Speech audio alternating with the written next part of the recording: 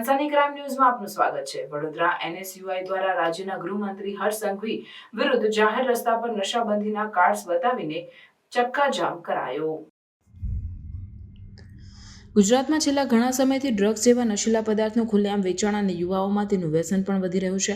આ પ્રકારના આક્ષેપો સાથે વડોદરા NSUI દ્વારા રાજ્યના ગૃહમંત્રી હર્ષ સંઘવી વિરુદ્ધ જાહેર રસ્તા પર નશાબંધીના કાર્ડ્સ બતાવીને ચક્કાજામ કર્યો હતો।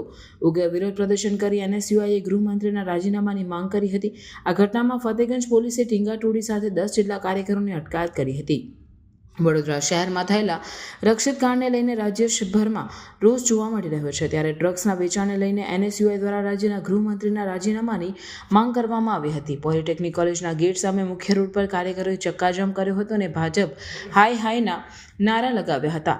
આ ઉપરાંત નશો ભગાવો, ગુજરાત બચાવો અને ગૃહમંત્રી રાજીનામું આપોના પોસ્ટર સાથે વિરોધ પ્રદર્શન કરવામાં આવ્યું હતું। NSUIના કાર્યકર દુષ્યંત રાજપુરોહિતે જણાવ્યું હતું કે વડોદરા શહેરમાં જે રીતે હિટ એન્ડ રનનો બનાવ બન્યો, જેમાં એક મહિલાનું મોત થયું જ્યારે 7 લોકો ઇજાગ્રસ્ત થયા હતા। જે વ્યક્તિ કાર ચલાવતો હતો તે ડ્રગ્સના નશામાં હતો। ગુજરાતમાં ડ્રગ્સ એક્ટ છે, દારૂબંધી છે, તેમ છતાં ડ્રગ્સ અને દારૂનો વેપલો ચાલી રહ્યો છે।